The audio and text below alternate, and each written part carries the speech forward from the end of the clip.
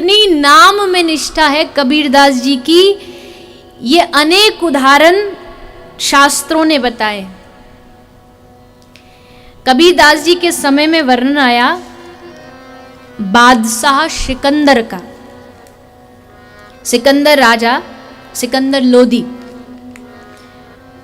तो एक बार इसने बड़ा कबीरदास जी का वैभव सुना था, तो सिकंदर लोदी ने कबीरदास जी को एक पत्र भेजा और उसमें प्रार्थना की कि महाराज, आप एक महान ज्ञानी पुरुष हैं, साक्षात साहब के स्वरूप हैं, आपको एक ऐसा ग्रंथ लिखिए जिसमें सब धर्म, संप्रदाय, मजहब, सबके सिद्धांतों को एक ही ग्रंथ में प्राप्त कर लिया जाए।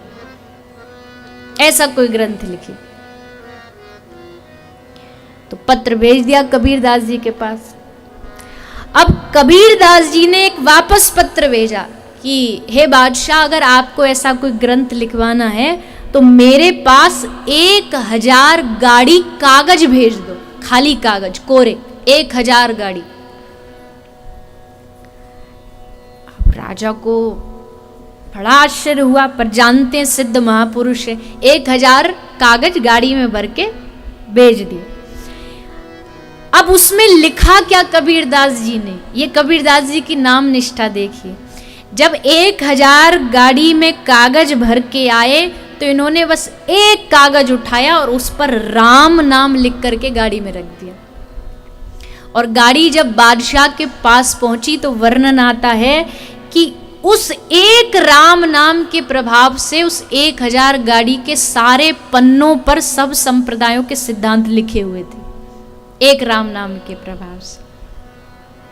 इतना प्रभाव, इतनी विशेषता राम नाम की कबीरदास जी जानते थे, अन्यथा राम नाम क्यों लिखते। और राम नाम का उनका प्रभाव भी देखो कि सारे पन्ने भर गए सिद्धांतों से। ये राम नाम का प्रभाव है, ये प्रभु के नाम का प्रभाव है। फिर एक और दृष्टांत आया। कहते हैं कि कबीरदास जी बैठे बैठे चने खा रहे थे और चने खाते खाते राम राम राम राम राम बोल रहे थे। तो एक व्यक्ति वहीं बैठा था। अब होते हैं ना कमी निकालने वाले, तो हरी जगह मिल जाते हैं। तो बोला, कैसे भक्त हो आप, मुंह आपका झूठा और राम नाम ले रहे हो, झूठे मुंह थोड़ी राम नाम लिया जाता है। बड़बड़ाया वो।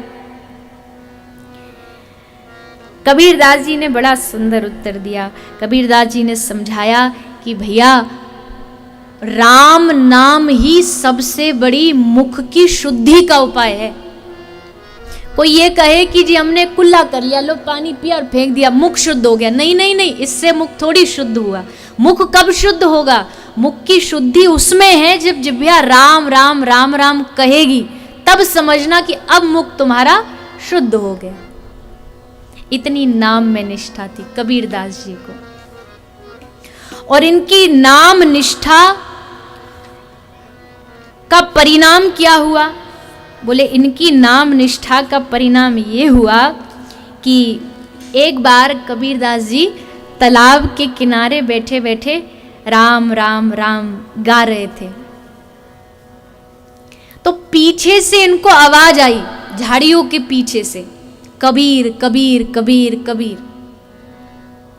इनको बड़ा आश्चर्य हुआ।